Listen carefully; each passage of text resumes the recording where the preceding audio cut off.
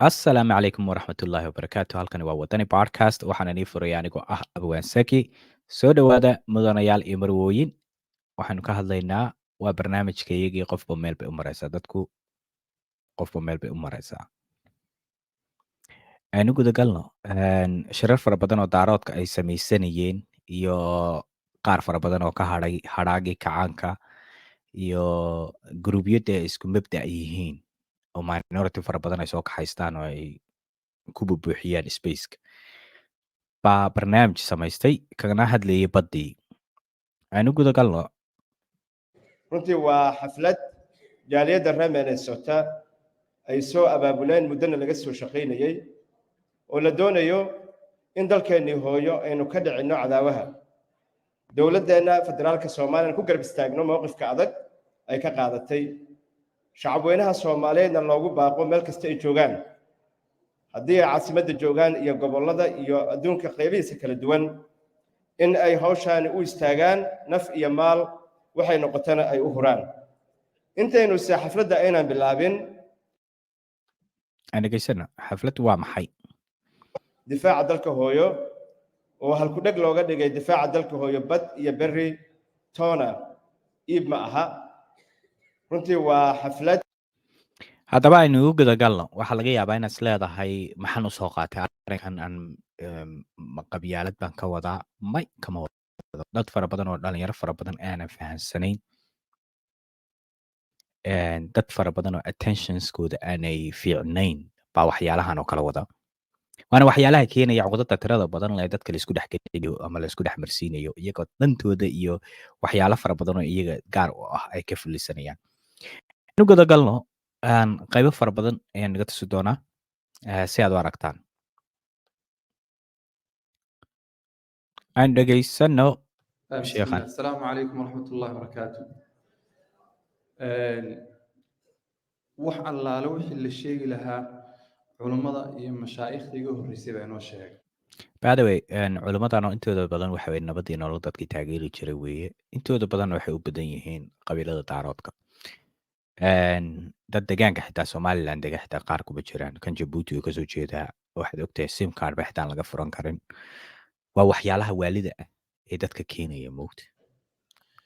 keliya waxaan ummadda Soomaaliyeed meel walba ay joogto aan ku adkaynayaa midnimo ogaada midnimadu waa cibaado weeyaan midnimadu waa awood weeye midnimadu waa cizo iyo sharaf iyo karaamo weeye maanta ummadda Soomaaliyeed haddii ay midnimo ka muuqnaan lahayd Abiy Ahmed iyo Ethiopia iyo cadow ma soo haweysteen Soo qoslay midnimadu waxa weeye waa cibaado yiri. Laakiin dadkani dad heshiiyeyba ma aha moogta. Especially hawiye daarood ma heshiinin moogta. Waxaas oo dhan laga boodayaa moogta. Wadankiina waxa ay rabaan wadaadadan inay iyaga u xidhnaato oo qof kale iyo wadamada kale iyo bangiyada iyo adduunka kale aanay imaanin. Yiraahdaan gaala ayaa noo soo gelin. Gaaladana waa kaaga horeeya. Waa culimadan. Ma garad. Marka meesha waxa kuma hayaan. Aan ku socono. waxaan idin dardaarmayaa inaad ogaataan marka aynu midowno waa marka aynu wax qabsan karno maanta khudbaddii jimcada Fiiriya midnimay ka hadlayaan moogta. Weligiin maad aragteen wiil jareer wasaare noqonaya. wasiirada qaaliysan ma iyagoo la siinaya maad aragteen. Miyaad aragteen muxuu ahaa qabiilada kale dirta iyo waxyaalaha kale iyagoo ka noqonaya meel mas'uul. Miyaad aragteen iyaga oo ma garanaysaa taajiriin ah miyaad aragteen. Cadaaladii ma jirto. Midnimada laga hadlaya cadaalad bay ku timaadaa. Cadaalad markay jirteen baa midnimo timaadaa. Because qof walbaba lahaansho meesha ka dhex arki karo. Ma aha af qalalan inaad maanta inta halkaas soo fadhiisanaan inaad mid dareema raadinaya munaafaqnimana aan gadaal ka samaynayo. Ma aha inaan meel isugu nimaano inaan event qabsano aan idhaahno midnimo raadinayna. Laakiinse markay codka noqoto ninka in adeerkay aan ugu shubo. ma aha dukaanka waxbaan samaynaynaa hadhowna aan ka soo adeegto ninka in adeerkaya marka waxaan laga sheekeynaya oo tirada badan la qeyroonayo xitaa social mediaha waxaan dadka u kala raacnaa qofka mowqifkayga taageersan ee sida xaafadeeda looga sheekaysto dad saas u dhaqmaana stoorka waxaan adnaa stoorka reerkeena uu leeyahay dad saas u dhaqmaana in adeerkeen baan rabnaa inaan doorano marka hawiyaha daaroodka koonfurta joogana islamay soo heshiinin dhalinyartan xitaa waxa weeye mabda iyaga u gaar ah ama diin ha noqdo qofka marka soomaaliga ah haddii siyaasadda kasoo xirxirmato xitaa diintuu galaa waa absolutely waxa weeye narcissistic bay qabaan aan qodobada kale nii geeyo iyo hadal lagu daalin aynu qaybtan kalena geysano ku saabsan nin shuyuukh hadalka ka daba qaatay waa nin shabag isgashi ma garata marka alxamdulilah bere wax walba markay u soco weyday ilaa waa dad isku xanaaqsan moogta yah oo indhaha xabada iskala soo dhacay oo dhuudhu lugaha qaar ka galeen oo qaar kalitaliyihii ay weli aaminsanyiin siyaasadihiis oo history beena ay qorteen ba waxay rabaan inay ku yidhaahdaan sheekhyada yaa laga hor iman sheekh ma ilaahi ba waa qof bili-aadana waa loo sheegaya hadduu khaldan yahay magacayga waa xuseen cali miicaad waxaanan ka soo jeedaa gobolka damaco uu hadda ka taagan yahay ee awdal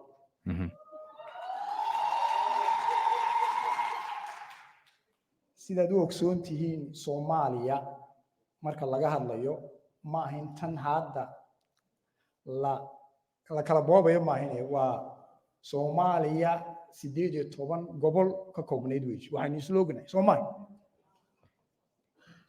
18 gobol soomaaliya sideed gobol bay ka koobnayd firia inay kacaankii dadkani ay dad kacaankii aaminsan inay meesha keensanayaan qoladan daaroodka ah waxaan abaabushay waxaan ii caddaynaysaa 18 gobol may ahayn 8 gobol bay ahayd 18 gobol baa markaa laga dhigay siyaad baraa ka dhigay wixii soomaali ku heshiisay 60kii maba ahaba aanu gudubno qofka meel bay maraysaa aynu dhegaysano qaybtan kalena maraakiibta badba ma lehe marnaba cindigayga ma gelin soomaali ku dayayaan marka horta waa guuldarradaana waxaa inoo asiibay markaynu inagu isnoqon weynay ee aynu gobol gobol dhulkeenna u goobaynay ee uu qofba qofka kale uu u gaatamay in la ina damaaciyo dee way imanaysay wabanaynu ogeyn halkan qofkii soo istaagaaba wuxuu ka hadlay abiy iyo damaciisa dabcu amiir keli kuma aha dabcu waa damac ethoobiyan abasilian empirekiiba 11 centurygii baaditoonkeeda ku jiray qof walba oo siyaasad kale u ordaya I think she is very genuinely waxay ka hadlaysaa mowqifyada dadka ragga kale oo dhan ay gafeen kuwa kale ku xumays iyo ficil baa ku jira iyadoo laakiin waxay ka hadlaysaa absolutely dad fara badan oo Ethiopian aan la hadlay oo qaar aan isla shaqeyna waxay ku leeyihiin mowqifkani waa mowqif Ethiopiaanka dhan ay ka wada midaysan yihiin weliba Djibouti u socdaan by the way Djibouti way u malayaan inay iyagu leeyihiin